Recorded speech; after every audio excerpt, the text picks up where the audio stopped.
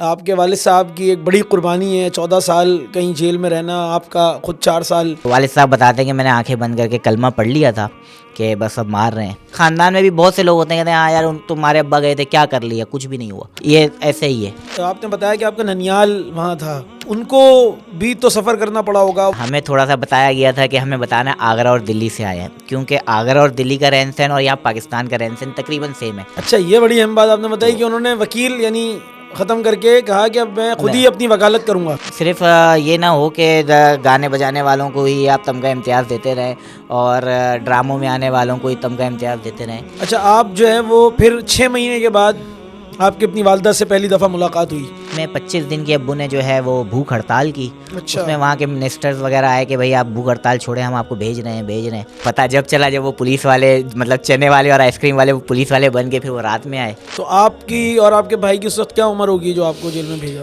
उसके बाद जब वो गए तो हमारी मुलाकात उसके बाद नहीं हुई, उसके बाद तकरीबन हम 2 साल बाद मिले। थोड़ा सा पुलिस वालों की भी वहाँ मुश्किल हुई थी क्योंकि कुछ लोग मारने के लिए भी आ गए थे।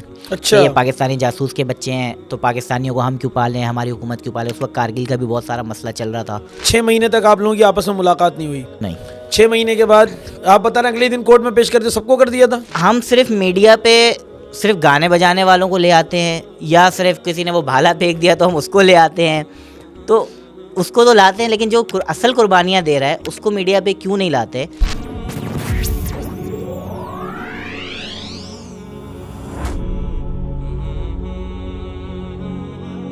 अस्सलाम वालेकुम। अच्छा जी, मैं जहाज़ेब राज़ी जाग पॉडकास्ट के साथ आपकी खिदमत में हाज़िर हूँ और एक नई एपिसोड के साथ, एक नई स्टोरी के साथ हम आपके सामने मौजूद हैं।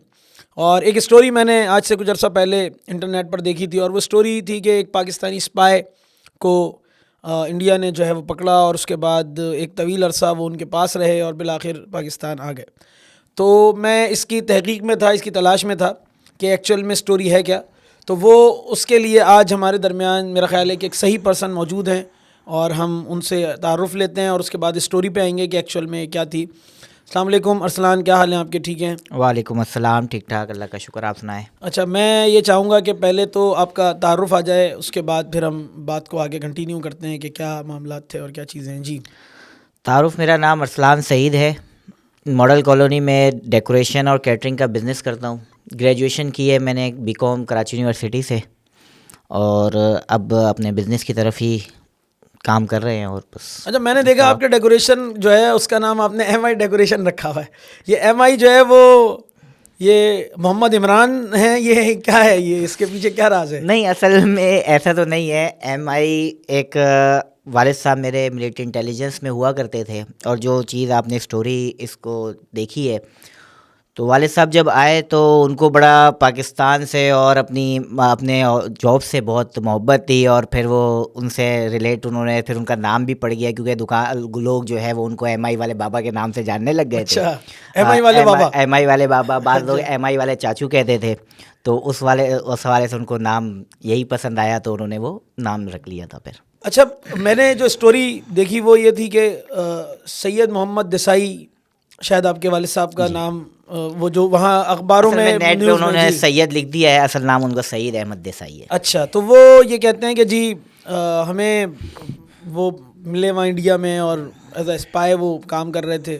तो मैं जानना चाहता हूँ कि आप लोग वहाँ मौजूद थे, आप भी थे, आपकी फैमिली थी या वालिद साहब अकेले थे, और एक्चुअल में हुआ क्या था, हम अगर आप वो स्टोरी बता सकें। देखें, असल में जैसे कि सबको ही पता है कि स्पाई जो होते हैं वो यहाँ पे भी होते हैं, वहाँ पे भी होते हैं। ऐसा नहीं है कि यहाँ पे उधर के नहीं होंगे या इधर के उधर नहीं होंगे। तो वालिद साहब गए थे वहाँ पे, प्लांटेड थे वहाँ, जब पूरी फैमिली के साथ हम गए थे। मेरे साथ मेरा भाई है एक और 2 बहनें हैं, वालदा हैं। तो हम लोग वहाँ पे पूना में रहते थे। बस कुछ अरसे बाद ऐसा हुआ कि हमारी एक गाड़ी थी, गाड़ी का एक्सीडेंट हुआ। उस एक्सीडेंट के मामले में थोड़े से वालिद साहब की किसी से नोक झोंक हुई।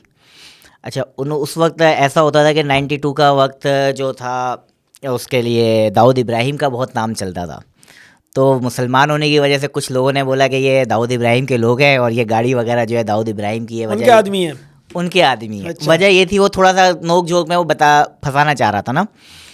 तो जब वो उन्होंने CBI वाले, और पहले तो CBI थी और उनके पुलिस वाले जो लोकल पुलिस होती है, उन्होंने इंक्वायरी की कुछ मामलात में, कुछ उसमें थोड़ा सा उनको शक हुआ। कुछ मामला शायद मिले। वो तो खैर हम बहुत छोटे थे तो हमें नहीं पता क्या चीज़ डॉक्यूमेंट्स मिले थे, तो उन्हें पता चल गया और वालिद साहब को भी अंदाज़ा हो गया था कि अब मेरी गिरफ़्तारी होने वाली है और कुछ डिस्क्लोज़ हो गया है। लेकिन वो 1 महीना हो गया था तकरीबन हमारे पीछे जो है उन्होंने हर जगह पे अपनी पुलिस और लोग लगाए हुए थे। वालिद साहब ने, मेरा ननियाल वहाँ पर है, नाना का घर वहाँ पे है, खाला है, मामू है वहाँ पे। तो हम लोग रातों रात अब्बू ने वहाँ शिफ्ट किया कि तुम लोग वहाँ रुको, मैं एक आखिरी काम है वो करके आ रहा हूँ। हालांकि ये याद है मुझे कि उन्होंने कहा था कि आखिरी काम करके आ रहा हूँ, कि उनको अंदाज़ा हो गया था कि तो कुछ डॉक्यूमेंट्स थे जो इंडिया पाकिस्तान भेजने थे, वो उन्होंने भेज दिए कि भाई मैं इसके बाद शायद ना भेज सकूँ और मेरा शायद डिस्क्लोज़ हो गया है। तो उसके बाद से उन्हें उधर से अरेस्ट किया। हम लोग नानी के घर पे थे, हमें नानी के घर से अरेस्ट किया और बहनें खाला के घर पे थी, वहाँ खाला अच्छा, इस दौरान आपकी लाजिमी बात है कि आपने बताया कि आपका ननियाल वहाँ था, तो उनको भी तो सफ़र करना पड़ा होगा। वो एक यानी उनको ये अंदाज़ा था कि ये सब कुछ हो रहा है और ये उनके इल्म में था, या वो उनके लिए खुद एक शॉकिंग था कि नहीं यार ये क्या हो रहा है देखें, हमारे इल्म में साथ? तो मेरे ख्याल में मुझे इस वक्त का अंदाज़ा है कि मेरी वालदा के इल्म में भी नहीं था ये बात, क्योंकि हमारा राजस्थान ससुराल था अब्बू का, तो वो जाना आना था, लेकिन ये इतना कॉन्फिडेंशियल होता है कि वो वालदा को भी नहीं पता था और ननियाल तो बहुत दूर की बात है, उनको अंदाज़ा नहीं था। लेकिन ये थोड़ी सी बैड लक कह लें या फिर वालिद साहब की मोहब्बत कह लें कि हम जब पूछते हैं कि आपने ये क्यों किया सबके लिए, तो वो यही कहते हैं मैं नहीं करता, कोई और करता, किसी ना किसी को तो इस मुल्क के लिए कुर्बानी देनी है ना। सही। तो बस वो ये जज्बा था, समझ लें कि उन्होंने नहीं सोचा और वहाँ पे सब कुछ सफ़र करना पड़ा, बहुत मुश्किलात हुई, सबकी इंक्वायरियाँ, सबके मोबाइल, खैर उस वक्त तो मोबाइल नहीं थे, लैंडलाइन फ़ोन्स होते थे, वो टैब होना और सबकी पेशियाँ ये वो। असल में यानी ये हुआ क्या, मतलब आप वो आखिरी काम जो आप बता रहे हैं कि वो करने गए और फिर आखिरी काम क्या हो सका, नहीं हो सका, और वो आखिरी दिन आपके लिए साबित हुआ? देखिए आखिरी क्या हुआ? आखिरी काम से मुराद वो था कि उनको लेटर ये देना था कि एक बंदा कम हो गया है आपका, मतलब अच्छा। सुबह तक मेरी अरेस्टिंग हो जाएगी या मैं यहाँ फंस चुका हूँ तो मेरी अरेस्टिंग हो जाएगी, अब से राब्ता मुनक़ता हो गया, ये बताना अच्छा। चाह रहे थे मेरे ख्याल में। जो ऑनलाइन कट बात गई, होती है, हाँ, वो लाइन एक कट गई। नॉवेल है ना, उस ऑनलाइन वक्त कट तो गई जी। हाँ, उस वक्त तो ये था कि लेटर्स और खिताबात होते थे, कोड वर्ड्स वगैरह में या किसी तरीके से होता था, ये तो नहीं होता था कि व्हाट्सअप और ये चीज़ें नहीं जी होती जी थी। जी। तो जाहिर सी बात है, अब किसी अफराद का लेटर ना आना या कुछ ना आना, तो उनको पता होना चाहिए कि हाँ भाई ये मामला हो गए हैं। तो मेरे ख्याल में लास्ट लेटर यही था कि भाई मेरी अरेस्टिंग हो जाएगी, मेरा मामला डिस्क्लोज़ हो गए हैं, तो आप आगे देख लीजिए। अच्छा, तो वो फिर वो आखिरी काम, आप इस वक्त तक आप सेफ एंड सिक्योर थे, आप मौजूद थे, जो आखिरी काम करके पहुंचे, अब आप तक पहुंच नहीं, पाए, क्या उस हुआ? वक्त नहीं पहुंच सके ना। फिर वो जब उसने अब्बू ने मुझे वहाँ पे छोड़ दिया नानी के घर पे फैमिली को, उसके बाद जब वो गए तो हमारी मुलाकात उसके बाद नहीं हुई। उसके बाद तकरीबन हम 2 साल बाद मिले, क्योंकि रात में उन्होंने उधर से वालिद साहब को अरेस्ट कर लिया था। हर जगह वो प्लांटेड थे, नानी के घर पे, खाला के घर पे, सब पहले से मौजूद थे। हालांकि 1 महीना पहले से वो लोग ऐसे थे जो हमसे दोस्ती बढ़ाने के चक्कर में, कोई चने वाला बना हुआ था, कोई आइसक्रीम वाला बना हुआ था, अच्छा। और वो हमसे थोड़ी थोड़ी देर में पूछते थे यार तुम लोग कहाँ से आए हो, कैसे आए हो, कहाँ आए हो। अच्छा, हमें थोड़ा सा बताया गया था कि हमें बताना है आगरा और दिल्ली से आए हैं, क्योंकि आगरा और दिल्ली का रहन सहन और यहाँ पाकिस्तान का रहन सहन तकरीबन सेम है, क्योंकि वहाँ हिंदू लोग थे, जैसे गोश्त नहीं खाते वो नहीं खाते, हम गोश्त खाते थे। फिर जो बोलने का स्टाइल है वो थोड़ा आगरा और दिल्ली वालों में मिक्स होता है, तो हम यही बोलते थे आगरा और दिल्ली से हैं। लेकिन पता जब चला, जब वो पुलिस वाले, मतलब चने वाले और आइसक्रीम वाले, वो पुलिस वाले बन के फिर वो रात में आए, उन्होंने अरेस्ट किया, तो फिर बस उसी नेक्स्ट डे जो है कोर्ट में पेश किया। उस वक्त बहनों को अलग वो जेल में भेजा, मुझे और भाई को अलग जेल में भेजा, वालदा को अलग जेल में भेजा। वालिद साहब का तो हमें पता ही नहीं था कुछ तो कि कहाँ क्या नहीं। आपकी और आपके भाई की उस वक्त क्या उम्र होगी जो आपको जेल में भेजा? मेरी 7 साल थी, अच्छा। भाई की तकरीबन 8 साढ़े 8 साल थी, और आपकी बहन होगी? बहन तकरीबन मेरी एक ही बहन 9 थी? साल की थी, 2 बहनें थी। अच्छा। 9 साल और 11 साल। उन दोनों को अलग जेल में रखा, आप दोनों को अलग जेल में रखा? हाँ, वालदा को अलग, और 6 महीने तक तो हमें किसी का कुछ नहीं पता था आपको कि आपस में नहीं, यानी दोनों भाई आप साथ थे लेकिन आप बाकी लोगों बाकी का के? कुछ नहीं पता था कि बहनें कहाँ हैं, वालदा कहाँ हैं, वालिद कहाँ हैं, कुछ भी नहीं पता था। बस तकरीबन 2 महीने या 4 महीने हम लोग अलग रहे हैं। अच्छा, 6 महीने तक आप लोगों की आपस में मुलाकात नहीं हुई? नहीं 6 महीने के बाद आप बता रहे अगले दिन कोर्ट में पेश कर दिया, सबको कर दिया था? नहीं, हाँ वो तो साथ ही रखा था ना, रात में जब अरेस्ट किया तो जेल में रखा, वो थाने में रखा हमें। अच्छा। सुबह कोर्ट पेश किया, कोर्ट ने कोर्ट से अलग कर दिया? कोर्ट से अलग कर दिया ना, कि जो लेडीज़ पुलिस आई वो वालदा को अलग ले गई, बहनों को अलग ले गई। अच्छा, वालदा और बहनों को इसलिए साथ नहीं रखा क्योंकि वो माइनर थे, वालदा को बड़ों के जेल में रखा, वो बच्चों के जेल में थे। इसी तरह हमारा लोग भी बच्चों का बच्चों जेल के? अलग था और बड़ों का जेल अलग होता है, तो हमें बच्चों के जेल में रखा, तो वहीं से अलग अलग कर दिया। फिर उन्होंने कहा 1-2 दिन के लिए आपको हम रख रहे हैं, गेस्ट हाउस में रख रहे हैं, और ये थोड़ा सा जैसे बच्चों को संभालने वाली बात होती है। तो आप बहुत छोटे, आपने बताया 7 साल आपकी उम्र थी, 9 साल आपके भाई की उम्र थी, तो आपकी क्या फीलिंग्स थी आप जब वहाँ पहुँचे, जेल में आप रहे, यानी आपको ये पता चल गया था कि हम जेल में हैं, हमें यानी अरेस्ट कर लिया गया है, क्या मामला था? हाँ, वो तो ज़ाहिर सी बात है, पुलिस वाले साथ थे और इतनी तो 7 साल, मतलब हम 7 साल की उम्र में, मैंने तीसरी क्लास, मैंने वहाँ स्कूल भी पढ़ा है थोड़ी कुछ अर्सा। अच्छा। तो 3rd क्लास मैंने वहाँ पढ़ी है, 1 मैंने यहाँ सिविल एविएशन से की थी सीए में, तो 2nd क्लास जम करके हमने वहाँ 3rd क्लास पढ़ी थी। तो इतनी तो नॉलेज थी, समझ भी थी कि पुलिस वाले जब आ रहे हैं, कोर्ट में मामला थे। अच्छा, वाले साहब से थोड़ा सा ये तो अंदाज़ा नहीं था कि एजेंसी और ये वाले मामलात होते हैं, लेकिन फ़ौज, आर्मी, ये चीज़ें हम लोगों को थोड़ी बहुत इस चीज़ का नॉलेज थी। फिर जब अरेस्ट हुए तो सबने बताना शुरू कर दिया था, तुम पाकिस्तानी हो, तुम पाकिस्तानी जासूस हो, ये हो, इस वजह से अरेस्ट हुआ है। थोड़ा सा पुलिस वालों की भी वहाँ मुश्किल हुई थी, क्योंकि कुछ लोग मारने के लिए भी आ गए थे। अच्छा। ये पाकिस्तानी जासूस के बच्चे हैं, तो पाकिस्तानियों को हम क्यों पालें, हमारी हुकूमत क्यों पाले। उस वक्त कारगिल का भी बहुत सारा मसला चल रहा था। अच्छा। तो फिर पुलिस ने हमें प्रोटेक्शन दी। फिर पुलिस ने यही समझाया कि आप पाकिस्तानी हैं, हम आपको पाकिस्तान भेजेंगे, यहाँ नहीं छोड़ सकते, और हम आपको जेल में रख रहे हैं कुछ अर्सा। इस तरह से थोड़े थोड़े दिनों बाद जो है वो एक स्टेटमेंट के साथ माइंड बनाना, जाहिर से बच्चों का माइंड बना रहे थे कि अब हमने यहीं रहना है जब तक हमारे मामलात नहीं होते। अच्छा, आप जो है वो फिर 6 महीने के बाद आपकी अपनी वालदा से पहली दफ़ा मुलाकात हुई जी। कोर्ट के बाद, जो आप अलग कोर्ट हुए नहीं थे? कराई, हर महीने वो तारीख और पेशी होती थी, कोर्ट हमें चेक करता था, बच्चों का ख्याल क्या है क्या नहीं है, पूछता था। फिर हमारी हर बार यही डिमांड होती थी, वो पूछते थे कि यार आपको किसी चीज़ की तकलीफ़, तो वही बात हमारी होती थी कि अम्मी से मिलवाएं, अब्बू से मिलवाएं, बहनों से मिलवाएं। तो जाहिर सी बात है, प्रोसीजर जैसे पाकिस्तान का कोर्ट का लंबा है, वैसे इंडिया में भी कोर्ट कचहरियाँ बहुत लंबी हैं। तो इसको करते करते करते 6 महीने बाद कोर्ट ने ऑर्डर दिया कि आप इनको वालदा से मिलवाएं। तो अच्छा, वो जब ऑर्डर दिया उसके बाद भी वालदा कौन सी जेल में है वो पता करना एक वो था उनके लिए अच्छा। भी, सिस्टम के लिए। फिर वो पता चला, ऐसा ही था, एक ही शहर में थे, बल्कि आप समझ लें कि 6-8 किलोमीटर के फासले पर थे, लेकिन वो मालूमात ही नहीं थी। फिर बाद में वो 6 महीने बाद जब कोर्ट ने ऑर्डर किया कि वालदा से मिलवाएं, और महीने में एक बार मिलवाएंगे आप इन्हें। अच्छा, यानी साथ नहीं रखेंगे बल्कि नहीं, महीने में एक बार मिलवाएं। एक बार महीने में आप मिलवाएंगे। अच्छा, ये फिर महीने में एक दफ़ा मुलाकात होना शुरू हो गई, तो ये कितने अरसे तक आप लोग फिर ये जेल में रहे, या हम आपने? तकरीबन वहाँ पे 9 से 10 महीने जेल में रहे हैं। अच्छा, 9 to 10 ईयर्स जेल में 9 to रहे। 10 ईयर्स, और अलग अलग ईयर्स नहीं, मंथ, 9 से 10 महीने आप जेल में रहे, मुख्तलिफ जेलों में, हर बंदा अलग अलग जेल में रहा, और महीने में एक दफ़ा सबकी आपस में मुलाकात हो जाती थी। अच्छा, फिर 10 महीने के बाद क्या हुआ, आपकी रिहाई के मामलात हो गए? असल में कोर्ट ने वहाँ पे भी लॉ था कि ननियाल है या नाना के पास जो है बच्चे नहीं दे सकते, और दूसरा कि पाकिस्तान शहरी थे। इंडिया वाले लोगों में गुस्सा भी था, गम भी था, और कारगिल के मामला भी थे, तो सिक्योरिटी रिस्क भी था। फिर नाना ने भी एप्लीकेशन दी थी कि हम अपने इस पे जो है इनको रिस्क अपने छोटी पे रख सकते हैं ना, क्योंकि मेरे नाना भी वहाँ पे कांग्रेस में सरपंच के उस पे थे, अच्छा उनका भी बैकग्राउंड था। तो उन्होंने दरख्वास्त दी थी, तो वहाँ पे उन्होंने बोला कि यहाँ से पाकिस्तान से अगर कोई बोल देता है, इनका ब्लड रिलेशन यानी चचा ताया कोई आ जाए और वो ये लिख कर दे दे कि ठीक है ननियाल के हैंड ओवर कर दें, तो हम कर देंगे। फिर अच्छा। यहाँ से मेरे 2 ताया थे, वो पाकिस्तान से इंडिया आए। इंडिया आने के बाद उन्होंने केस को परसू किया, और फिर हमें ज़मानत के तौर पे, यानी वालदा को ज़मानत के तौर पे और उनके साथ बच्चों को ज़मानत के तौर पे वो उस गांव में वो कर दिया कि नाना के साथ आप रह सकते हैं, लेकिन वो भी रिस्ट्रिक्शंस थी कि इस गांव से बाहर नहीं जाएंगे। पूना में? नहीं, कोल्हापुर में? कोल्हापुर में। कोल्हापुर में पूना आप, में तो अरेस्टिंग हुई थी, फिर आप कोल्हापुर आ गए हम थे? कोल्हापुर में आ गए आपका थे। ननियाल था? ननियाल था। फिर आप अरेस्ट नहीं थे, बल्कि आप नानी के घर में? नानी के घर में थे। नानी के नानी घर के में घर में थे, लेकिन उस गांव से बाहर नहीं जा सकते थे, और महीने में एक दफ़ा पुलिस आके फिर चेक करती थी कि बच्चे और वो हैं या नहीं है।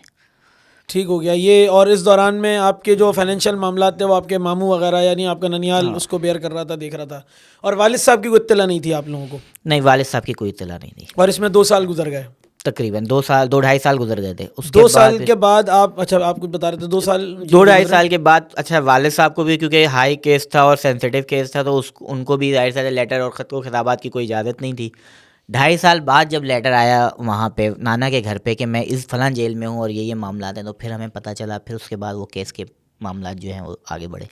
तो वो केस आप लोगों के सामने ही चलता रहा, यानी फिर वो केस को कौन टेकअप कर रहा था, कौन ले रहा था? वालिद साहब का जो केस था, केस को तो देखें, वहाँ पे लेने के लिए ये इतना बड़ा मामला था कि कोई लेने के लिए तैयार ही नहीं था। कोई भी वकील या कोई मामलात जो हैं वो नहीं कर रहे थे। फिर हुआ ये था कि हमने दरख्वास्त दी, फिर वो सरकारी वकील जो कहते हैं कि अगर कोई केस नहीं लड़ रहा तो गवर्नमेंट अलॉट करती है। बिल्कुल। तो जज ने जो है वो अलॉट किया था, एक वकील था, गंगाधर कोशे नाम था आई थिंक, हाँ। तो अच्छा। उनको मुझे असल में हम अपनी स्टोरीज पढ़ते रहते हैं और कभी कभी याद भी करते रहते हैं, तो ये अभी तक ऐसा है हमारे लिए जैसे 2-4 दिन की बात हो। अच्छा, हर चीज़ बिल्कुल स्क्रीन पे कुछ चीज़ें याद है, हाँ, क्लियर है। हालांकि 7 साल की उम्र थी, लेकिन अभी भी इतना है कि ऐसा लगता है जैसे 2-4 महीने की बात है। तो बहुत से लोगों के नाम याद हैं और उस वक्त का माहौल याद है। तो उसको वकील अलॉट किया था, वो वकील के ज़रिए बात होती रहती थी, फिर वकील का नंबर दे दिया था, नंबर के ज़रिए बात होती थी। सिस्टम वही था, तारीख पे तारीख वो चलता रहा। 4 साल तकरीबन हमें गुजर गए वहाँ पे इसी आप ज़मानत वहीं पे। थे, आप लोग वहीं थे? हाँ, 4 साल हम नानी के घर पे ही थे। फिर वो वालदा का केस फाइनल हुआ। वालदा के केस में, वालदा की एलिगेशंस में तो वो जासूसी का या कोई मामला नहीं था, उनका सिर्फ था कि इल्लीगल रहने का, अच्छा, क्योंकि पासपोर्ट वगैरह एक्सपायर हो गए थे या मेरे ख्याल में वीज़ा ख़त्म हो गया था। लेकिन अब्बू बढ़ाने इसलिए नहीं जा रहे थे वीज़े को, क्योंकि शक था या जो भी था, अब्बू ने वीज़ा नहीं बढ़वाया था। तो वो सिर्फ वालदा पे यही केस था। तो डॉक्यूमेंट्स, वालदा के डॉक्यूमेंट्स पाकिस्तान एम्बेसी भेजे। पाकिस्तान एम्बेसी ने कंफर्म किया कि यहाँ ठीक है, ये पाकिस्तानी बच्चे हैं और पाकिस्तानी खातून हैं, आप इनको भेज दें, हम वाघा बॉर्डर पे रिसीव करेंगे। ये डॉक्यूमेंट्स के लिए भी थोड़ा सा टाइम लगा। तो वो 4 साल में हम वहाँ से, फिर हमें रातों रात बोला गया कि आप कल बॉर्डर क्रॉस करें। अच्छा, जैसे ही ऑर्डर आया तो जज ने ऑर्डर दिया 24 घंटे का टाइम है, बॉर्डर क्रॉस करें। हमें भी आइडिया था, हम पहले ही सामान तो वामान आप पैक वाघा करके से ही बैठे आए थे। या कौन सा बॉर्डर? वाघा से ही आए। वाघा के जरिए आपका तबादला हो गया, और अब वालिद साहब आपके फिर वहाँ रह वालिद गए? साहब वहीं रह गए। फिर वो अच्छा। ख़त व खिताबात के ज़रिए चलता रहा। वालिद साहब को इजाज़त थी, वो ख़त व किताबत हाँ, करते थे? ख़त व अच्छा, किताबात करते थे, आपके पास लिखते ख़त थे। आता था, आप जवाब में ख़त लिखते थे? यानी वालदा आपकी हाँ, लिखती ऐसा ही होंगी या आपके चचा वगैरह वो राब्ते में रहते होंगे? ऐसा ही और है। वो गंगाधर शाम, क्या नाम बताया आपने गंगाधर वकील से? कोशे गंगाधर कोशे। कोशे कोशे वकील है। कोशे साहब जो हैं वो केस लड़ रहे थे, तो उन्होंने प्रॉपर फॉलो अप हाँ, किया? वो फॉलो अप कर रहे थे। वहाँ ये था कि वो अच्छा फॉलो अप कर रहे थे, बल्कि तारीख के बाद कभी वो फ़ोन कर लेते थे, कभी हम फ़ोन कर लेते थे। तो उन्होंने बहुत अच्छी फेवर दी थी। फिर उसके बाद अब्बू थोड़ा सा उस जेल में किताबें पढ़ पढ़ के आधे वकील वो बन गए थे, तो उनको अच्छा, फिर उन्होंने बाद में वकील को भी ख़त्म कर दिया कि मैं खुद अपना केस खुद लड़ लूँगा। अच्छा, ये बड़ी अहम बात आपने बताई कि उन्होंने वकील यानी ख़त्म करके कहा कि अब मैं खुद ही अपनी वकालत करूंगा। बिल्कुल बिल्कुल ऐसा ही है। वो किताबें काफ़ी पढ़ा, ऐसी बात है, अब टाइम इतना था, वो किताबें काफ़ी पढ़ने लग गए थे और वो बहुत सारी चीज़ों में पहले भी बहुत नॉलेज थी उनको लॉ के बारे में। मतलब इस तरह बताते हैं कि बाज़ वकील वहाँ पे मशवरा लेने आते थे कि चाचू MI, अच्छा वहाँ पे भी वो जेल में भी MI वाले चाचू के नाम से मशहूर थे। अच्छा, तो MI वाले चाचू वो फला केस में फंसे हैं, इसका क्या करना है, तो अब्बू उसको बताते थे लॉ की बुक में ये फला में ये लिखा हुआ है, ये इस तरह से करो। अच्छा, तो ये अब 4 साल गुजर गए, 4 साल बाद आप वापस आ गए, और अभी आपके वालिद साहब कितना अरसा और मजीद वहाँ जेल में मौजूद हैं? वालिद साहब अभी 9 साल, इसमें भी 2 है, वैसे तो टोटल 14 साल है। 14 साल, लेकिन उसमें वो होता है ना, 9 साल का गैप है। 12 9 घंटे साल का। के बाद स्टोरी अलग है। नहीं, टोटल 14 साल। अच्छा, टोटल 14 साल। 12 घंटे का होता है, लेकिन अभी टोटल 14 साल है, अच्छा, जो हम 24 घंटे के हिसाब से लगा हाँ। रहे हैं। तो उसमें 9 साल के बाद स्टोरी थोड़ी चेंज है। 9 अच्छा। साल में ये हुआ कि वालिद साहब ने, अच्छा पेशियाँ चलती थी, कभी कोई तो छुट्टी फिर आ कुछ रही, साबित हुआ कि नहीं हुआ? इंडियन जेल में वो कुछ साबित कर सके कि नहीं हुआ। असल में देखें, केस इतना लंबा हो गया था, 7-8 साल केस चल गया था। अब वो जिस गवाह को पकड़ के लाते थे, वो गवाह या तो भूल चुका होता था या वो होता था, अच्छा वकील भी बहुत अच्छा था कि उसने, जैसे फिल्मों में दिखाते जो क्वेश्चन आंसर करते हैं, उसमें कहीं अटक गया, कहीं उसको याद नहीं, कहीं वो कहता मुझे पता ही नहीं था, मैं भूल गया, अच्छा मैंने शायद ये देखा। तो साबित खैर वो नहीं कर सके 9 साल में। फिर वालिद साहब ने बोला, जब कानून की किताबें पढ़ भी ली थी, उनको अंदाज़ा हो गया, तो उन्होंने जज साहब से पूछा कि भाई मेरे पास ये है, इसका मेरी सज़ा क्या है, अगर मैं साबित हो जाए तो सज़ा क्या है। तो उन्होंने कहा 7 साल सज़ा है। कह रहे 7 साल तो सज़ा है, 9 साल तो मैं गुजार चुका हूँ।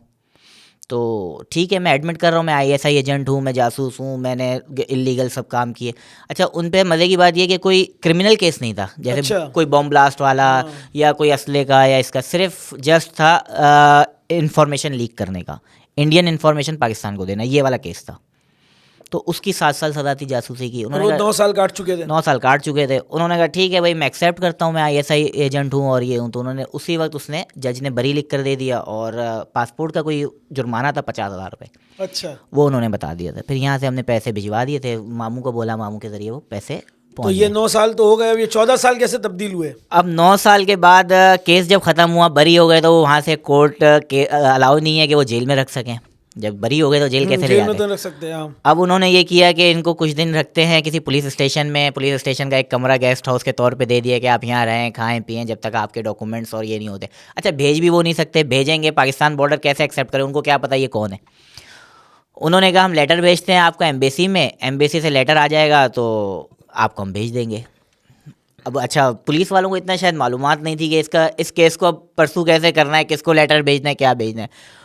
उन्होंने 6 महीने लगा दिए। 6 महीने में उनको पता ही नहीं चला कि करना क्या है, डॉक्यूमेंट्स भेजने किसको है, एम्बेसी को भेजने हैं, उसमें कोर्ट कंडेम भी हुआ। ये सारी अच्छा स्टोरी जो मैं आपको बता रहा हूँ, ये सारी गूगल पे मौजूद है, नाम टाइप करेंगे तो इस पे आ जाएगा ये सारी स्टोरी।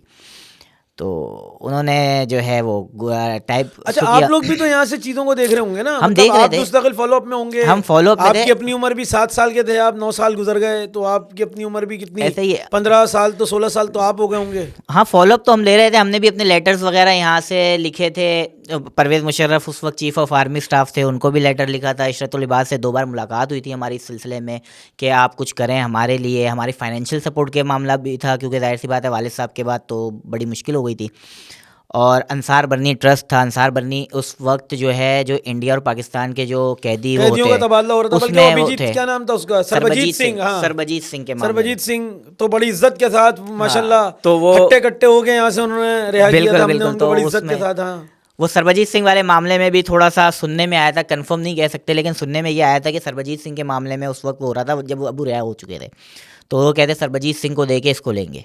अच्छा, तो अबू ने कहा ये मैं सरबजीत तो बहुत भारी आदमी था, उसके ऊपर तो नहीं, तरह तरह के केसेस थे। लेकिन आपके वालिद हाँ, साहब तो के वालिद साहब के- ने यही बोला उसका केस अलग है, मेरा केस अलग है, और उसको तो ह्यूमैनिटरी ग्राउंड पे छोड़ा जा रहा है ना, उसका केस नहीं हाँ, follow- ह्यूमैनिटी, हाँ बिल्कुल मैं तो बरी हो गया हूँ केस से, तो मैं तो केस से बरी हो गया हूँ, मुझे तो वैसे ही आना है। सही। बस ये था कि वो मसला था नाम डालने का, और पाकिस्तान ने एम्बेसी बोले हाँ ये हमारा बंदा है और आप दे दें हमें। तो उस प्रोसीजर में तकरीबन 6 महीने हो गए। 6 महीने बाद जो है वो जब क्लियर नहीं हो सका, तो वालिद साहब ने जो है वहाँ से फ़रार इख्तियार किया। वालिद साहब ने कहा मैं खुद बंदोबस्त करता हूँ पहुँचने का, या कुछ उनके दिमाग में होगा। तो फिर वो वहाँ से निकले, कलकत्ता पहुँचे। कलकत्ता में दोबारा रेस्टिंग हुई, अच्छा, कलकत्ता में फिर पकड़े गए, फिर पकड़े गए। उधर से वो फरार हो गए थे। अच्छा, वो मतलब 6 उन्होंने महीने मेहमान में- के तौर पे रखा होगा 6 ना, महीने में arrest नहीं फरार किया के होगा। तौर पे रखा था ना, तो अब उनका अंदाज़ा ये था कि ये मुझे भेजना ही नहीं चाह रहे। उसमें 2 बार कोर्ट कंडेम भी हुआ। कमिश्नर जो बम्बई था, कमिश्नर पुणे जो था, उसको भी कंडेम ऑफ कोर्ट में सस्पेंड किया गया था। अच्छा। क्योंकि उसने गारंटी के तौर पे देखा था कि 1 महीने के अंदर हम सईद अहमद को पाकिस्तान क्रॉस करवा देंगे। जज ने भी काफ़ी दिन बोला कि ये 6 महीने हो गए आपने बिठा के रखा हुआ है, आप इसको भेजें। तो 1 महीने में जब वो नहीं भेज सका तो कोर्ट कंडेम में किया। उसमें 25 दिन की अब्बू ने जो है वो भूख हड़ताल की। अच्छा। उसमें वहाँ के मिनिस्टर्स वगैरह आए कि भाई आप भूख हड़ताल छोड़ें, हम आपको भेज रहे हैं। लेकिन वो 6 महीने में ये सारे हरबे इस्तेमाल कर लिया, एहतजाज कर लिया, भूख हड़ताल कर ली, पुलिस कंटेम्प हो गया, लेकिन वो भेज नहीं सके। फिर अब्बू वहाँ से थोड़ा सा स्लिप हुए कलकत्ता के, मैं खुद बंदोबस्त करता हूँ।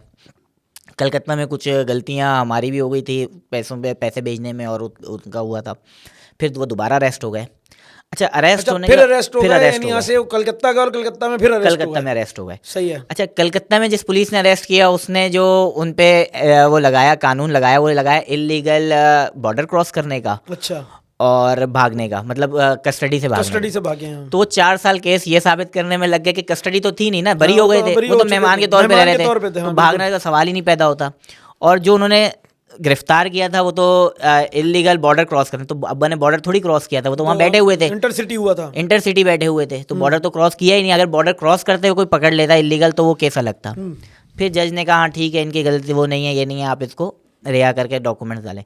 फिर यहाँ पे थे जस्टिस नासिर असलम जाहिद, ये पहले जस्टिस रह चुके हैं, और इनका भी जेल रुपए पूरी एक टीम वर्क है, वो भी अंसार बरनी साहब के साथ उसमें केसेस में थे। फिर इन दिनों में, इन 4 सालों में, फिर हमारा राब्ता जो है एम्बेसी से बहाल हुआ। ये हुआ एम्बेसी में बंदे जानने वाले जो दिल्ली में थे, वो फ़ोन नंबर लेते लेते बात हुई। फिर यहाँ क्राइम ब्रांच आई, लेटर उनका वहाँ से क्राइम ब्रांच आया आराम बाग में, वो यहाँ पर आ गए। अच्छा, उनको नहीं पता था कि ये MI का या ISI का मामला है। उन्होंने कहा आप सुबह आ जाएं, साहब से आके मिल लें। आपको कहा? इंक्वायरी आई हुई जी, मतलब घर पे आए हुए थे। तो भाई बड़ा था, तो भाई गया वहाँ पे क्राइम ब्रांच में। तो क्राइम ब्रांच वाले पहले तो इधर उधर करते रहे, उसके बाद कहने लगे यार आपका सिस्टम सीधा से बताऊँ 20,000 रुपये दे दें, हम क्लियर कर देते हैं। तो भाई ने कहा हमारे पास तो नहीं है पैसे। तो कह रहा आपके वो गए तो है। अच्छा, उन्होंने पूछा क्यों गए थे, उन्होंने कहा ऐसे ही गए थे ननिहाल। जाहिर सी बात है ये चीज़ें नहीं बतानी थी। फिर मेजर साहब से बात हुई कि मेजर साहब ये तो 20,000 रुपये मांग रहे क्राइम ब्रांच वाले। उन्होंने कहा अच्छा मैं आप कल चले जाइएगा, मैं बात कर लेता हूँ। फिर वहाँ गए। अच्छा आप कौन है? फिर जब मैं गया वालदा के साथ, आप कौन है? अच्छा कल आपका भाई आया था, आपके भाई को बोला तो था पैसों के लिए और इसके लिए। मैंने कहा यार है नहीं तो जब होंगे जब आ जाना। मैं कहा अच्छा हम बैठे हुए इंतज़ार कर रहे हैं। बहरहाल वो फिर एजाज़ अली शेख थे SSP क्राइम ब्रांच। उन्होंने जो है वो मेजर साहब से बात हुई होगी, तो भागता एक पुलिस वाला आया, अरसलान कौन है? तो मैंने कहा मैं हूँ। कह रहे मेजर बुला रहे हैं, SP साहब बुला रहे हैं। SP साहब अच्छा, वो भी देखने लगा कि यार ये डायरेक्ट फ़ोन अंदर ले गए थे। फिर उन्होंने आके बताया कि ना मेजर साहब का फ़ोन आया था, ऐसे-ऐसे मैं भी आपको लेटर लिख कर दे रहा हूँ, क्लियरेंस करके दे रहा हूँ एनओसी ना। तो उन्होंने बड़ी इज़्ज़त की, खड़े होके सैल्यूट किया कि आप लोग मुल्क के हीरो हैं और आप लोगों ने बड़ा ये किया है, वो किया है। फिर उसको बुलाया, कहने लगा आपने किसी को कोई पैसे-वैसे नहीं देने, कोई पैसे तो नहीं माँगे किसी ने? हमने कहा नहीं। फिर खाना-वाना खिलाया, उस वक़्त उन्होंने एनओसी दे दी थी। अच्छा। फिर वो एनओसी लेके होम डिपार्टमेंट, होम डिपार्टमेंट में भी वो 4 स्टेप थे। पहले सेक्शन ऑफिसर से करवाना था, उसके बाद जो है वो डायरेक्टर ऑफ फाइनेंस था, फिर पता नहीं वो होम डिपार्टमेंट के कोई थे, सबसे इंटीरियर, क्लियर बहरहाल वो सब के से वो सबने करते आपको करते वो मामलात गुजरते बाय हैंड मैंने जो है वो एम्बेसी तक पहुंचाया, इंडियन एम्बेसी तक। फिर आखिरी में जब लेटर साइन हुआ तो वो लेटर मैंने इंडियन एम्बेसी को खुद फैक्स किया, हालांकि उन्होंने कहा हम कर देंगे ऑफिशियली। लेकिन असल में मसला ये था, वो जुम्मे का दिन था और वो लास्ट डे था। अगर उस वक्त सबमिशन नहीं होती तो फिर हर 6 महीने बाद ये तबादले होते हैं। ठीक। उस लिस्ट में नाम तो डाल दिया था, कहने के उस पर हम लोगों ने रिक्वेस्ट की थी कि आप लिस्ट में नाम डाल दें, हम आपको लेटर दे देंगे। तो वो लिस्ट में नाम तो डाल दिया था, लेकिन लेटर अभी तक इशू, अगर वो उस जुम्मे के दिन नहीं होता तो फिर वो अगले 6 महीने वाली लाइन में चले जाते। तो फिर ये आपका जब लेटर पहुंच गया तो अभी फिर अब किसमें कितना टाइम लगा वापस उसके आने में बाद तो उनको? मेरे ख्याल में 1 महीना लगा जब ये अच्छा। लेटर पहुंचा। ये 14 साल के बाद बता रहा हूँ, ये जो लेटर पहुंचा ये अच्छा। 9 साल वाला नहीं है। 9 साल के बाद जब वो 4 फिर मजीद 5 हाँ साल वो गुजरे। फरार होने वाला और फिर हाँ, कलकत्ता वगैरह उसके वगैरह, उसके बाद बाद जो 14 साल हो गए। हाँ हाँ। 14 साल हो गए। फिर ये जब हुआ तो उसके बाद 1 महीना तकरीबन उनको लगा, फिर फ़ोन आया था हमारे पास कि ये इस डेट को आपके वाले साहब को बॉर्डर क्रॉस करा दिया जाएगा। अच्छा, आप कि मेरे साथ आपसे बात हुई तो आपका कहना ये था कि जी अभी आपने बताया कि जी एसएसपी साहब ने उठ के सलाम किया, सैल्यूट मारा, खाना भी खिलाया, तो फिर आपको किस बात का वो है कि आप माशाल्लाह डेकोरेशन भी आपने वही रखा हुआ है, तो अब आपको किस बात का गम है कि या आपको आप यानी कोई आपके जहन में कोई चीज़ है कि जी आप इससे कोई इनकार नहीं है कि आपके वालिद साहब की एक बड़ी कुर्बानी है, 14 साल कहीं जेल में रहना, आपका ख़ुद 4 साल जेल में रहना आपकी वालदा के साथ और बहन भाइयों के साथ, तो लेकिन अभी आपको क्या लगता है कि क्या चीज़ है जिसको आप फील करते हैं, या अभी भी आपको लगता है कि यार ये एक कुर्बानी थी इस मुल्क के लिए और कोई मसला नहीं है, हम दोबारा, यानी क्या चीज़ें, कोई आपके ग्रीवेंसेस हैं, कुछ चीज़ें हैं? फील तो ये है, देखें जब मेरी वालदा ने भी इतना वक्त गुजार दिया है, मतलब इस मुश्किल वक्त में वालिद जब नहीं थे, तो हुकूमत की तरफ से हमें कोई, हुकूमत की तरफ से या फ़ौज की तरफ से या कोई ग्राउंड लेवल पे कोई एजाज़ या वो चीज़ नहीं दी गई कि जिससे अप्रिशिएट हो सकें। देखिए ना, जिस वक्त मैं अपने उस हिसाब से बात करूँगी, शौहर की एक बीवी थी जिसने इस एक वक्त मुश्किल वक्त गुजारा। जब आप उसको कोई अप्रिशिएट नहीं करेंगे या किसी स्टेज पे, किसी लेवल पे, तो कल को माँ ही बनेगी और उसके बाद वो अपने बच्चों को कैसे इस कुर्बानी की तरफ डालेगी, या वो ये जज्बा पैदा करे कि पाकिस्तान के लिए या इसके लिए कुर्बानी देनी है। तो अब जैसे आपने ये स्टोरी रीड की, आपने स्टोरी रीड करने के बाद हमें बुलाया, आज ये समझ लेंगे, मैं आपको बताऊं 2012 में अब्बू ने बॉर्डर क्रॉस किया था, आज 2024 है, 12 साल बाद आपने रीड किया।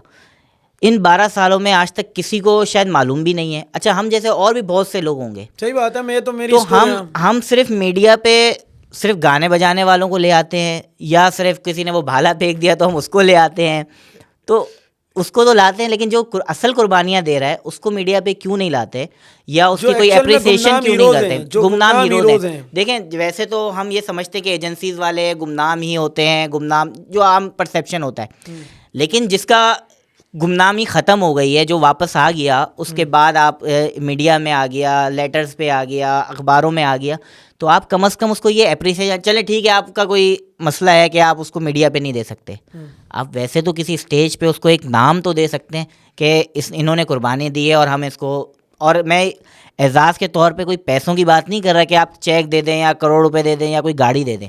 एजाज़ के तौर पे कोई तमगा भी हो सकता है, कोई एप्रिसिएशन भी हो सकती है, कोई सर्टिफिकेट भी हो सकता है। कहने का मकसद है कि कोई इज्जत तो देना, बुला के किसी को बताएं। तो उस दिन के बाद से कुछ अरसा लोगों ने राब्ता रखा है, एमआई वालों ने, और उन्होंने राब्ता रखा था, आते थे अब्बू वाले साहब के पास बैठते थे, और उसके बाद बिल्कुल गायब, और कोई ऐसा कुछ भी नहीं है। फिर वालिद साहब भी गए कि भाई मुझे कोई, मैंने इतनी कुर्बानी दी है, मेरे जो कुछ बनता है, जो भी हिसाब किताब एंड का रिटायरमेंट वगैरह का, वो दें।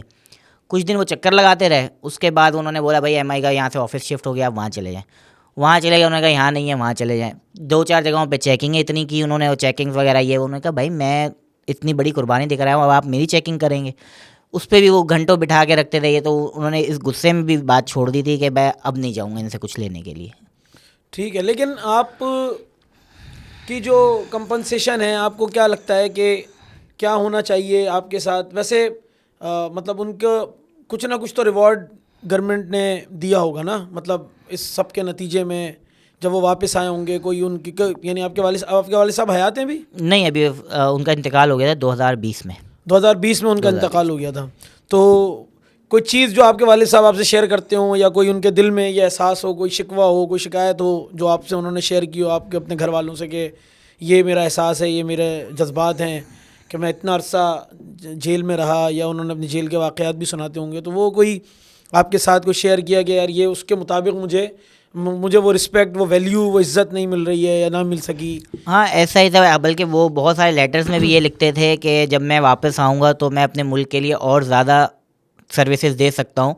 मेरा तजुर्बा, मेरा एक्सपीरियंस और बहुत सारी चीज़ें ऐसी होंगी। और ये यहाँ पे आने के बाद जो है बहुत लोगों से जिनसे रब्ता हुआ। आपकी बात कीजिएगा, जिनसे इंडिया की जेल में वकील मशवरे लेने आ रहे हों, तो पाकिस्तान में क्या कुछ नहीं दे ज़ाहिर सी सकते बात। होंगे? अच्छा, लेकिन दूसरी हाँ, चीज़, वालिद साहब को ये तो था, मतलब जो हमारी नीड है या ज़रूरत है, जिस काम के लिए अब्बू को वहाँ भेजा गया था, वो उस काम में और समझे अच्छे हो गए थे, तेज़ हो गए थे। उनको हर चीज़, शहर, इलाके, ट्रेन, बसेज़, ये वो हर चीज़ उनको याद थी, कौन सी ट्रेन किस स्टेशन पे कितने बजे आती है, कहाँ से रुकती है, किस टाइम पे आती है। अच्छा, वो ये कहते थे कि मुझसे कुछ और भी काम लेना चाहें तो वो मज़ीद मतलब कुर्बानी देने के वो मूड में तैयार थे। थे वो 14 तैयार साल थे। के बाद भी। वो तैयार थे, वो कहते कुछ करें, लेकिन फिर वही बात थी कि मैं तो कर जाऊँगा, अब मैंने एक बार तो कर लिया है, दूसरी बार भी मैं करने के लिए तैयार हूँ, आप क्या करेंगे? आपने क्या किया इस सिस्टम के लिए, क्या नहीं किया? तो खैर उस वक्त जो उनके यूनिट में थे और वो थे, वो अच्छा ठीक है, देखेंगे, करेंगे। तो उनको बस यही शिकवा था कि मेरे पास अब मज़ीद नॉलेज और वो चीज़ें आ गई हैं, लेकिन वो अब शायद कोई सिंसियर नहीं है मेरे से ये लेने में, या तो फिर उनको ये लगता है कि कहीं ये इनसे चीज़ें रिवॉर्ड ना मांग ले या पैसे ना मांग ले, शायद इस वजह से अब वो नहीं आते। तो बस वो गुमनाम होते तो होते फिर आपकी बादल ये चले गए, डेकोरेशन उसके का जो बाद आपने खत्म। बताया आप बिजनेस कर रहे हैं, आपके वालिद साहब ने शुरू किया था? जी, वालिद साहब ने शुरू किया था। तो ये आने के बाद उनके जहन में क्या डेकोरेशन का ख्याल क्यों आया? कोई एमिनेशन का भी काम हो सकता है डेकोरेशन की? वो तो हो सकता था। असल में मैं उस वक्त डीसी ऑफिस में जॉब कर रहा था, अच्छा। कॉन्ट्रैक्ट बेसिस पर। तो वालिद साहब जब आए थे तो मैं पहले भी कुछ थोड़ा बहुत काम कर रहा था, इवेंट प्लानर्स के हवाले से काम करता था, कमीशन पे ये वो। तो फिर वालिद साहब ने कहा अच्छा मैं क्या करूं, उन्होंने आके जो है वो मशवरा किया, तो वो कोल्ड ड्रिंक की फैक्ट्री या कोई ऐसी चीज़ लगा लूं। तो उस वक्त एक वालिद साहब के दोस्त होते थे, मेजर साहब, तो उन्होंने कहा कि ये देखें, ये इसमें थोड़ा सा रिस्क भी है, इसका एक्सपीरियंस भी नहीं है, कोल्ड ड्रिंक भरने में बहुत सारे मसले मसाइल हो जाते हैं। तो फिर उन्होंने वो तस्वीरें और वो कैटलॉग्स वगैरह दिखाई जिसमें किसी की आंख नहीं है, किसी का वो नहीं, बोतलें फट जाती हैं, तो प्रेशर क्या होना चाहिए, ये सारी चीज़ें आप, उन्होंने कहा आपके पास नॉलेज नहीं है, आप कुछ और काम देखें। फिर मैंने वालिद साहब को बोला ये प्लेटें दरी वगैरह डाल के बैठ जाएँ आप, अब आपका इतना वक्त आपने गुजार लिया, आप घर के करीब गुजारें, तो बस गिनती करके सामान दें, गिनती करके सामान लें। और इस तरीके से वो आइडिया दिया, वो समझ में आया, वालिद साहब ने किया, बस अल्लाह ताला ने फिर हाथ पकड़ा, तो इसी काम में हम जो है आगे चलते गए। फिर मैंने डीसी ऑफिस भी इसीलिए छोड़ा कि वहाँ पे कॉन्ट्रैक्ट बेसिस पे थे, फिर मैंने यहाँ पे आके जो है अपना काम शुरू कर दिया। अपने काम को रन किया। तो अरसलान साहब, आपकी स्टोरी मेरा ख्याल है कि आज 2012 में आपके वालिद साहब रिहा हुए थे, जी, और आज 10 साल कितने 2024 ख़त्म हो गया, ख़त्म हो रहा है, तो मतलब यानी 12 साल। आज 12-13 साल के बाद आज आपकी ये स्टोरी एक्चुअल में कहीं मेरा ख्याल है पहली दफ़ा आपके ज़रिए से ये रिवील हुई है। यानी वैसे तो गूगल पे मौजूद है और स्टोरीज़ की सूरत में, लेकिन आपके ज़रिए से यहाँ पे रिवील हुई है। फाइनल वर्ड्स आप देना चाहें ओवरऑल गवर्नमेंट को, आप कोई मैसेज देना चाहते हैं? आपकी फ़ैमिली के हवाले से, वालदा आपकी यकीनन हयात होंगी और वो भी मतलब सोचती होंगी कि क्या हो सकता है, और एक बड़ी क़ुरबानी, असल तो जो क़ुरबानी है वो फैमिली बेयर करती है या जो बीवी होती है वो देती है। तो आप कोई फ़ाइनल वर्ड्स, कोई चीज़ें, कोई कि आप चाहते हो गवर्नमेंट से, आपके कोई मुतालबात हों, कोई चीज़ें हों आपको लगता हो कि यार ये बात होनी चाहिए? देखिए, गवर्नमेंट से तो मुतालबात कोई ख़ास नहीं है। मेरी कोशिश और यही है कि गवर्नमेंट को चाहिए कि अगर आप किसी भी स्टेज पे, किसी भी लेवल पे, मेरी वालदा को ना सही, और भी बहुत से ऐसे लोग होंगे जिन्होंने इस मुल्क के लिए कुर्बानियाँ दी हैं, तो आप एक सेशन या कोई ऐसी चीज़ रखें जिसमें जो लोग इस मुल्क के लिए कुर्बानियाँ दे रहे हैं, चाहे किसी भी फील्ड में हो, उनके लिए कोई एप्रिसिएशन रखें। कोई तमगा रखें, कोई चीज़ें रखें। सिर्फ ये ना हो कि गाने बजाने वालों को ही आप तमगा इम्तियाज़ देते रहें और ड्रामों में आने वालों को ही तमगा इम्तियाज़ देते रहें। तो कोई चीज़ ऐसी देनी चाहिए जिससे लोगों को पता हो कि हाँ यार, इन्होंने कुर्बानी दी है तो इसका इनको सिला भी मिला है। क्योंकि ख़ानदान में भी बहुत से लोग होते हैं, कहते हैं हाँ यार, तुम्हारे अब्बा गए थे, क्या कर लिया, कुछ भी नहीं हुआ, ये ऐसे ही है। तो ये परसेप्शन बदलने की ज़रूरत है और बदलने के लिए कुछ करना भी चाहिए। ऐसा नहीं है कि सिर्फ हम बोलें हाँ भाई हो गया। अब हमसे कोई पूछेगा हम क्या बोलें, कुछ भी नहीं किया हमारे लिए। हमने जिस वक्त गुजारा उस वक्त स्कूल की फ़ीसें देने के पैसे नहीं थे तो किसी ने दिए। मतलब आप ये समझ लें कि वो वक्त ऐसा भी था कि अल्लाह ने फाके तो नहीं दिए, लेकिन उसके करीब करीब भी थे। तो अगर कोई खा रहा है तो कोई नहीं खा रहा है। हम सब ने ही बड़ा सरवाइव किया। मैं 50-50 रुपए के लिए हम काम करते थे, 100-100 रुपए के लिए काम करते थे। मैंने मूवी का काम किया और ये चीज़ें की, तो 50 रुपए सिर्फ मिलते थे मुझे मूवी का काम पे जाने के। तो उस वक्त ये होता था कि यार खाना मिल जाएगा, 50 रुपए मिले ना मिले, खाना तो मिल जाएगा। सही। तो इस बुरे वक्त में थोड़ा सा गवर्नमेंट को देखना चाहिए कि अपने लोगों के लिए वो करें और कोई मुकम्मल बंदोबस्त, मतलब फाइनेंशियली भी करें और एप्रिसिएशन के तौर पे भी फैमिलीज़ को कुछ करना चाहिए। ठीक हो गया।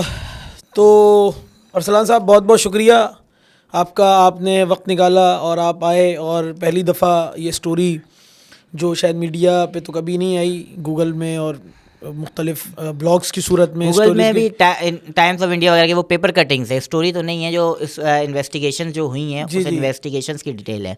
और मतलब अनफॉर्चुनेटली आपके वालिद साहब अब हयात नहीं है, लेकिन जो उनका एक्सपीरियंस, यानी एक बंदा तजुर्बा गुजारता है, तो मेरी तो ख्वाहिश ये थी कि कभी हम उनके साथ भी बैठ के, वो 14 साल उनके गुजरे उसके भी एक तजुर्बात है ना, एक हाँ, वो होंगे। अब तो खैर उनके साथ ही वो चले गए। बहुत ज़्यादा, मतलब हमने तो समझे 1 घंटे में बात करी, हाँ, 14 साल में बहुत सारी नहीं, चीज़ें और वो ये तो आप बाहर से बैठे देख रहे हैं, वो जो बंदा अंदर बैठा हुआ है उसके साथ जो कुछ बीत रहा है, या वो जो कुछ उसकी लर्निंग है या तजुर्बात हैं, वो कहीं तो आने से रह गए ना। वो कोई किताब की सूरत में उसको ला सके ना, उनको वक्त मिल सका। आने के बाद भी एक इंसान ज़रा जहनी तौर पे फाइनेंशियली फ्री होता है तो फिर वो लिखत पढ़त का काम करता है कि यार ये मेरा एक मामला बन गया है और अब मैं अपने तजुर्बात कम से कम शेयर कर दूं जो किताबी सूरत में सारी दुनिया के सामने आ जाएं, कम से कम मेरे मुल्क के लोगों के सामने आ जाएं। वो तजुर्बात तो वो भी नहीं आ सके।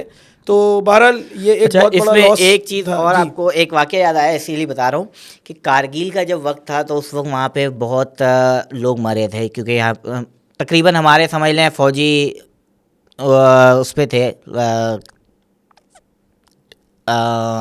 उनके लोगों को ज़्यादा मारा था। कारगिल के टाइम पे हमारे फ़ौजी जो है वो मार रहे थे और वहाँ पे लाशें बहुत आ रही थी फ़ौजियों की। तो उस वक्त एक मसला ये हुआ था कि हमें भी जेल में और वालिद साहब को भी जेल में मारने की वो हुआ था। तो काफ़ी मारने के बाद जो है उनको घुटनों पे बिठा दिया था और गोली मारने वाले थे। अच्छा। तो वालिद साहब बताते हैं कि मैंने आंखें बंद करके कलमा पढ़ लिया था कि बस अब मार रहे हैं।